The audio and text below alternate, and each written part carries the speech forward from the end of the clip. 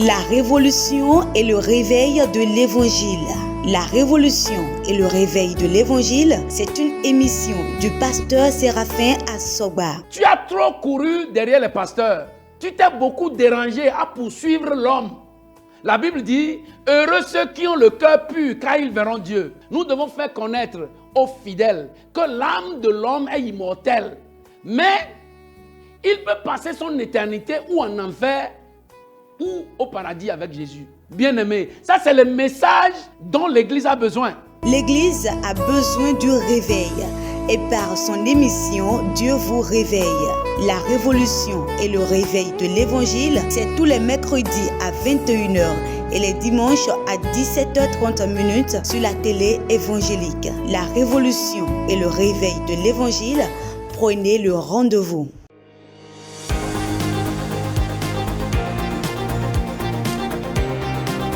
Bien-aimés, bienvenue encore sur ce nouveau numéro de notre émission, La révolution et le réveil de l'Évangile. Et sur ce numéro, je vais parler d'un terme. La vie éternelle est vraie. La vie éternelle est vraie. Dans Deutéronome chapitre 30, le verset 15, la Bible dit, « Vois, je mets aujourd'hui devant toi la vie et le bien, la mort et le mal. » Notre objectif aujourd'hui, c'est de bien connaître la vie pour la désirer. Bien connaître la vie éternelle. Dans Deutéronome 30 toujours, le verset 19, la Bible dit, Deutéronome 30, verset 19, « J'en prends aujourd'hui à témoin contre vous le ciel et la terre. J'ai mis devant toi la vie et la mort, la bénédiction et la malédiction. Choisis la vie afin que tu vives, toi et toute ta postérité. » Bien-aimés, lorsque nous parcourons toute la Bible, on découvre que la Bible a amplement fait la description de la vie éternelle. Lorsque nous prenons la parole de Dieu, rapidement nous constatons que le but de toute la parole de Dieu, c'est de pousser un enfant de Dieu, le lecteur de la Bible, dans une vie spéciale. Une vie qui est très très difficile au corps de l'homme. Une vie qui est contraire à la vie que nous avons dessinée. Quand nous parcourons la Bible, nous découvrons que la parole de Dieu nous parle d'une vie saine, une belle vie, une vie limpide, une vie sans tache ni ride, ni rien de semblable, une vie de paix, une vie de joie. Quand la Bible nous fait la description de la vie éternelle, bien-aimés, nous voyons toute la beauté qui l'entoure. Et quand la Bible nous fait la promesse de cette vie, bien-aimés, ça veut dire que nous avons un Dieu qui pense toujours à notre état dans ce monde. Ce que nous traversons tous les jours, les cœurs lui causent la peine. Et il nous a promis une vie. Et la Bible dit que là-bas, il n'y aura pas le soleil. Il n'y aura pas la pluie. Que dans la vie éternelle, on n'aura pas faim. La Bible a dit, la vie éternelle, il n'y aura pas sommeil. Tu ne seras pas fatigué. Dans la vie éternelle, tu n'auras pas de pressing. Tu n'auras pas besoin de bus pour aller à Tokwa. Tu n'auras pas besoin de voiture pour aller à Djougou. Dans la vie éternelle, bien-aimés, il y a des choses que nous n'avons pas encore vues. Dans ce que Dieu nous a promis, il y a des trucs que nous n'avons pas encore vus. La vie éternelle est vraie. Bien-aimés, annonçons ça dans nos réunions et suscitons l'envie, suscitons le désir des enfants de Dieu pour qu'ils espèrent en cette vie, pour qu'ils prient pour avoir part à cette vie. La vie éternelle est vraie. Bien-aimés, dans Jean chapitre 3, dans l'évangile selon Jean, au chapitre 3, je lis à partir du verset 14. La Bible dit: et comme Moïse éleva le serpent dans le désert, il faut de même que le Fils de l'homme soit élevé, afin que quiconque croit en lui ait la vie éternelle. Comme Moïse a élevé le serpent dans le jardin, bien-aimé, Jésus a déjà été élevé. Jésus a déjà été élevé et nous avons des entreprises aujourd'hui qui n'ont rien ensemble avec Jésus, mais qui vendent la croix. Ils ont fait des chiffres d'affaires, des milliards, dans seulement la vente de la croix. Jésus a été élevé et le monde est témoin aujourd'hui. Partout dans le monde aujourd'hui, la croix est reconnue comme un symbole du sacrifice de Jésus. Et la Bible dit: comme Moïse a élevé le serpent dans le désert, il faut que le Fils de l'homme, Jésus-Christ de Nazareth, soit élevé, afin que quiconque croit en lui ait la vie éternelle. Gloire à Dieu.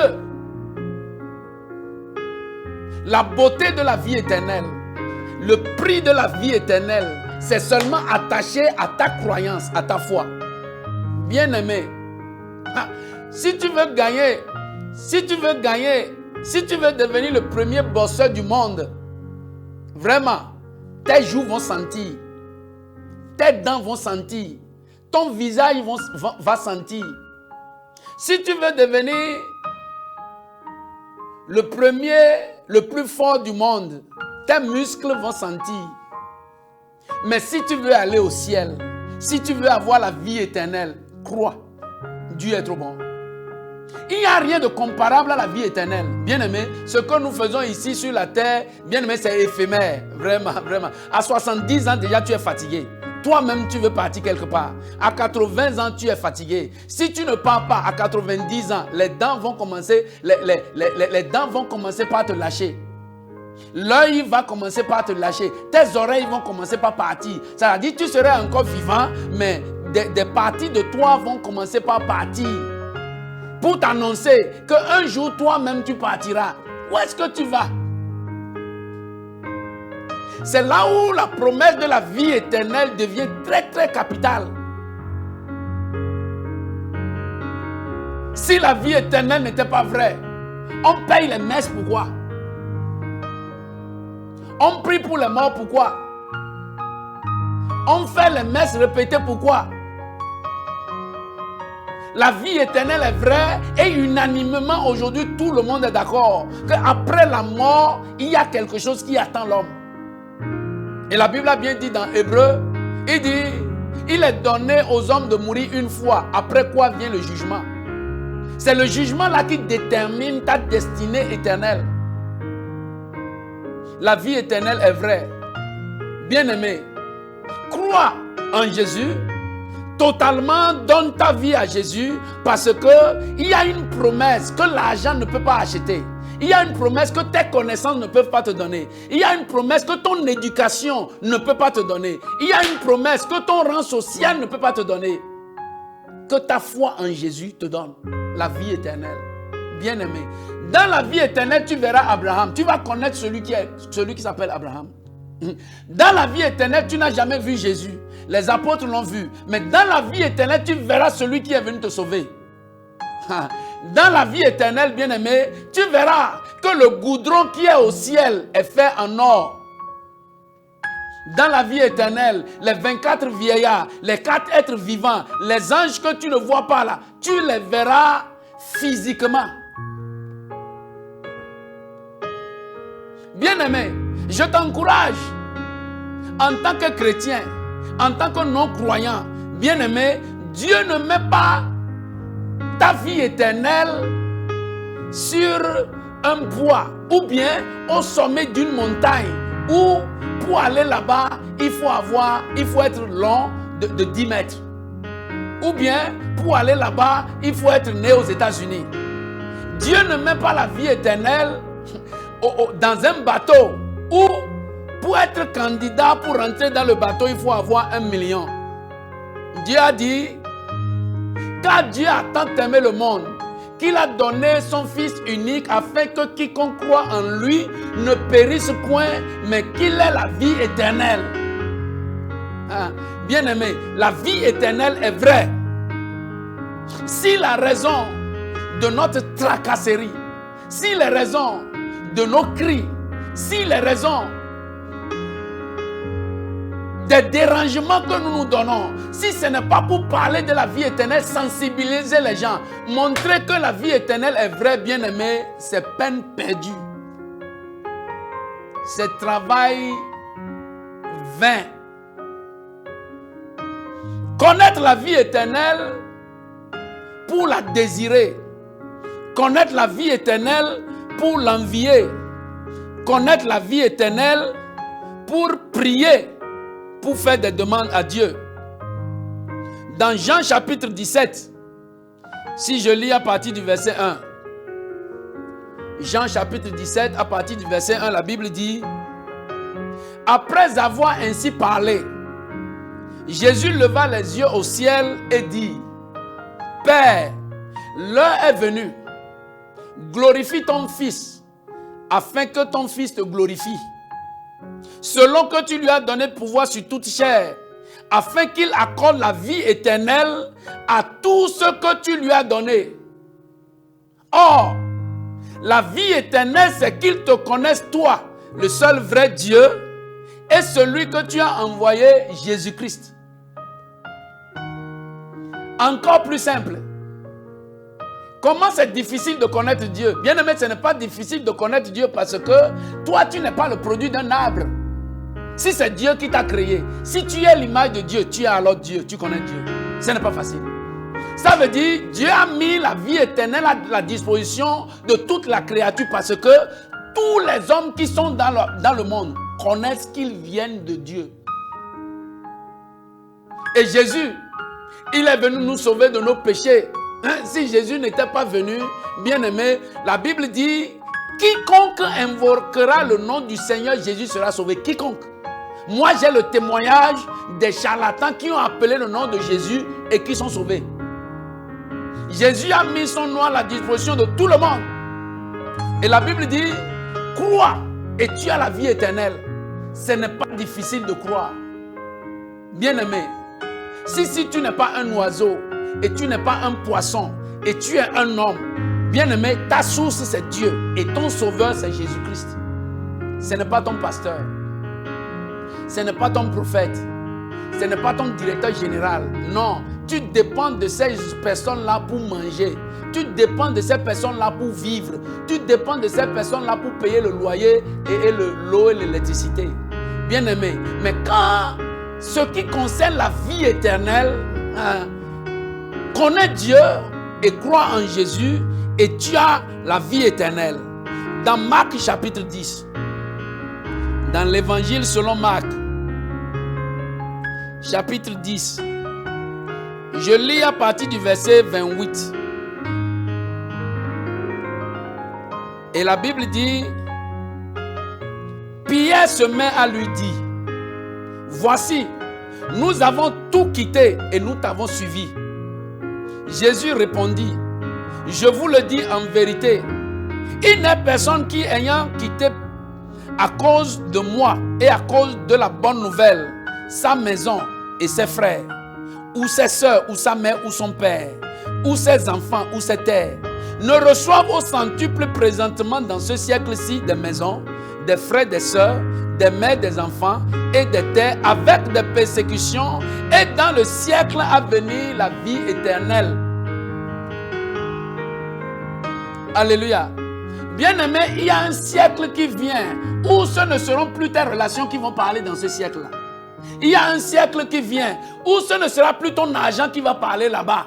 Et bien-aimé, un siècle vient où ce ne sera pas tes relations. Je connais le président, je connais le ministre, je connais tous les députés. Ça là, ça s'arrête ici. Un siècle vient où personne ne parlera pour toi et tu ne parleras pour personne. Bien-aimé, un siècle vient où tu n'auras plus l'occasion de tenir le micro pour demander 100 francs. Un siècle vient où tu n'auras plus l'occasion d'appeler la dîme pour qu'on vienne payer la dîme. Tu n'auras plus l'occasion de présenter une canne à offrande pour que...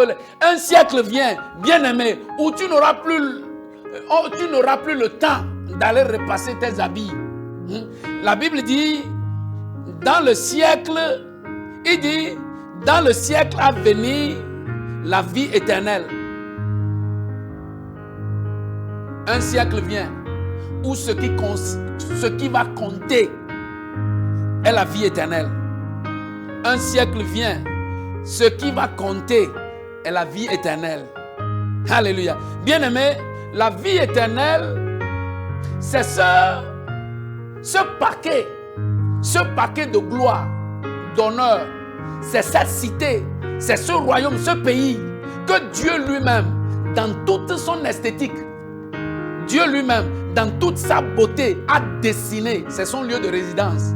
Bien-aimé, tu n'as jamais rien vu de plus beau que ça. Si tu veux, va contempler les belles maisons qui sont à Dubaï, au Singapour, à New York, n'importe où. Bien-aimé, comparativement à la vie éternelle, la demeure de Dieu, là où Dieu, Jéhovah habite, tu n'as rien vu de plus beau. Tu n'as jamais rien vu. Rien n'est fait là-bas avec le ciment. Rien n'est fait là-bas avec les briques. Rien n'est fait là-bas avec tout ce que tu n'as jamais vu ici. Dieu a fait une résidence pour lui-même et il veut honorer tous ceux qui le connaissent et qui croient en Jésus. Il veut les honorer avec la carte de séjour. Merci Saint-Esprit. Il veut les honorer avec la carte de séjour. D'être citoyen du ciel. A dit, tu as une carte de séjour, on dit, celui-ci là, il est citoyen du ciel. Il est rentré dans la vie éternelle. Quand tu vas fermer les yeux ici, bien aimé, ce n'est pas la fin de ta vie. Quand tu vas fermer les yeux ici, c'est maintenant que tout ce que tu as utilisé ta vie pour faire se dresse devant toi. Et ce sont ces choses qui détermineront là où tu passeras ton éternité. Là où tu vas passer ton éternité sera déterminé lorsque tu vas fermer les yeux. La mort n'est pas la fin de la vie. La mort, c'est une transition qui t'amène dans une nouvelle vie. Dieu te comptera parmi ceux qui vivront éternellement auprès de lui. Amen. Matthieu chapitre 25. Prends ta Bible et suis-moi. Là, quand tu vas finir de lire, l'Esprit de Dieu va te réveiller et tu verras que tu n'as aucune raison de manquer ce lieu-là. Tu n'as aucune raison de perdre la vie. Je lis à partir du verset 41. La Bible dit, ensuite il dira à ceux qui seront à sa gauche, retirez-vous de moi, maudits, allez dans le feu éternel qui a été préparé pour le diable et pour ses anges. Car j'ai eu faim et vous ne m'avez pas donné à manger. J'ai eu soif et vous ne m'avez pas donné à boire. J'étais étranger et vous ne m'avez pas recueilli. J'étais nu et vous ne m'avez pas vêtu. J'étais malade et en prison et vous ne m'avez pas visité. Ils répondront aussi, Seigneur, quand avons-nous vu ayant faim et ayant soif, ou étranger, ou nu, ou malade, ou en prison, et ne t'avons-nous pas assisté? Il leur répondra, je vous le dis en vérité, toutes les fois que vous n'avez pas fait ces choses à l'un de ces plus petits, c'est à moi que vous ne les avez pas fait. C'est à moi que vous ne les avez pas faites. Et ceux-ci iront au châtiment éternel, mais les justes à la vie éternelle. Ceux-ci iront au châtiment éternel et les autres à la vie éternelle. Bien-aimé, connais Dieu et ta connaissance de Dieu est décrite ici par les œuvres de tous les jours que tu pratiques.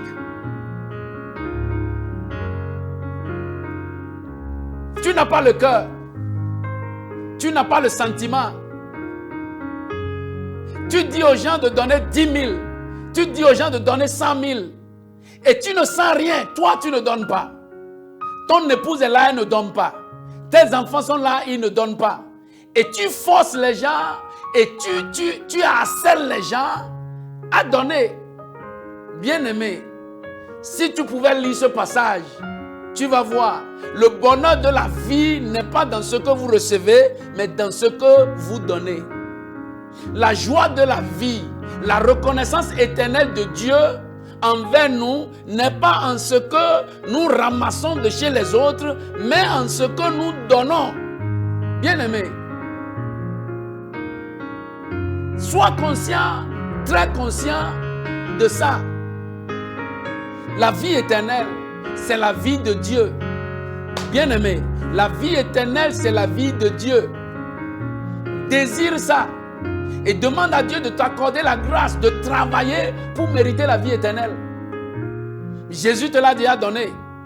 Mais les accompagnements, les œuvres, Jésus a dit ici, j'étais en prison, j'étais malade, j'avais faim, j'étais étranger. Bien-aimé, quand tu connais Dieu, quand tu as reçu Jésus dans ta vie, ces œuvres-là sont les preuves de ta connaissance de Dieu. Et ce sont ces œuvres qui détermine là où tu vas passer ton éternité. Amen. Bien-aimé, sois très conscient. La vie éternelle est vraie. La vie éternelle est réelle. Je ne sais pas ce que Dieu fera pour les autres, mais pour la race humaine, la promesse de Dieu sur nous est sûre. C'est soit tu vas au paradis ou tu vas en enfer. C'est soit après ta vie sur terre, tu continues une vie avec Dieu ou bien tu disparais de sa vue à jamais. Et si nous prenons l'exemple du jardin d'Éden, tu as vu ce qui s'est passé. Dieu, dans son grand amour, il a dit faisons l'homme à notre image, qu'il commande, qu'il domine, qu'il soit le commandant de tout. Mais quand le péché est rentré, Dieu a envoyé un ange les chasser du jardin et il a barré l'entrée du jardin pour qu'ils ne reviennent plus rentrer là-bas. Tu n'es pas plus intéressé à la vie d'une personne que Dieu. Travaille pour la vie éternelle. Travaille pour la vie éternelle. Concentre-toi pour la vie éternelle. Le reste, tout le monde, nous sommes créés égaux. Que tu sois chrétien, que tu sois païen, la justice de Dieu nous a créés égaux. La différence, c'est connais-tu Dieu? As-tu reçu Jésus comme ton Seigneur et Sauveur personnel? Ça là, c'est quand tu parles de la vie éternelle. Parce que Dieu veut sauver le monde, mais il ne veut pas sauver tous les hommes. Seulement ceux qui ont pris la décision de le connaître et de donner leur vie à Jésus, c'est eux qui sont candidats pour la vie éternelle. Et ça là, personne ne peut te donner ça. C'est seulement Dieu qui choisit. Si Dieu avait donné à l'homme de choisir ceux qui seront candidats pour la vie éternelle, tu sais ce qui se passe. Tu sais ce qui se passe. Toi, tu peux prier d'ici jusqu'à 20 km, tu n'iras jamais. Connaissant l'homme. Mais Dieu a caché ce choix-là. Dieu a caché ça là à l'homme. Et c'est celui qui connaît Dieu et qui croit en Jésus qui sera candidat pour le ciel. Dans Jean chapitre 3, je lis le verset 36. La Bible dit, dans Jean 3, 36, celui qui croit au Fils a la vie éternelle. Celui qui ne croit pas au Fils ne verra jamais la vie, mais la colère de Dieu demeure sur lui. Celui qui croit à la vie éternelle. Celui qui croit en Jésus a automatiquement la vie éternelle. Celui qui ne croit pas n'a pas la vie et encore la colère de Dieu demeure sur lui. Bien-aimé, croire en Jésus, comme je le disais depuis, n'est pas un lourd fardeau. C'est quelque chose de très simple. Croire en Jésus et c'est fini. Jésus, il est le sauveur du monde. Et pour choisir, comme je le disais, tu crois en Jésus, selon 1 Jean.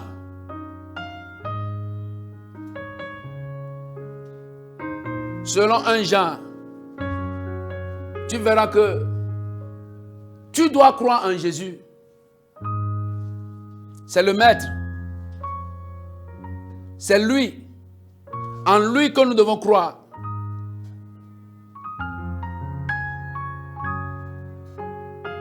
Et comme l'apôtre Paul dit dans 1 Timothée chapitre 6, il dit, combat le bon combat de la foi. Combat le bon combat de la foi. Bien-aimé, tout ce qui n'est pas en ligne avec ta foi, rejette-les. Tout ce qui ne va pas t'honorer en tant qu'enfant de Dieu, tourne dos à ces choses-là. Le vol, le mensonge. Tout ce qui se nomme aujourd'hui là, tourne ton dos à ces choses. Combat le bon combat de la foi. Et ce que tu vas faire, suis Jésus. Suis Jésus. Il faut suivre Jésus. Suis Jésus. Mets-toi derrière Jésus et suis-le. La Bible dit dans Jean chapitre 10, pour finir, le verset 26, il dit,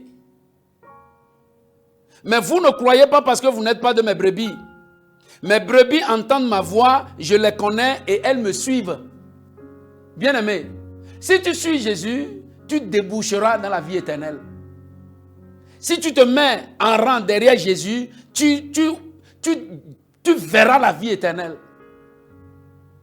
Je t'encourage alors, bien-aimé, comme tu as choisi la vie éternelle, félicitations.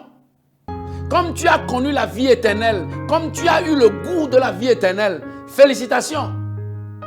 Tu es membre, tu es candidat. Je crois que bientôt, quand le Seigneur, le maître de la moisson va revenir, toi et moi, nous allons nous rencontrer là-bas à la table d'Abraham pour féliciter Dieu et lui dire merci. Bien-aimé, merci parce que tu as écouté ce message et tu dis, pasteur, qu'est-ce que je vais faire? La première chose à faire, c'est de donner ta vie à Jésus. Crois en Jésus et connais Dieu. Je vais prier avec toi. Dis, Seigneur Jésus, je te bénis, je te loue pour ta parole pour moi. J'ai écouté ta parole et mon cœur a été touché. Et j'ai compris que j'ai besoin de la vie éternelle. Seigneur Jésus, pardonne-moi mes péchés. Écris mon nom dans ton livre de vie. Mets ton signe sur moi. À partir d'aujourd'hui, je te choisis comme mon Seigneur et mon Sauveur personnel. À partir d'aujourd'hui, je ferai ta volonté et je marcherai avec toi pour l'éternité. Au nom puissant de Jésus. Bien-aimé, félicitations. Tu es maintenant membre de ce royaume et ta vie éternelle est garantie. Alléluia. Tu es béni. Au nom de Jésus. Amen.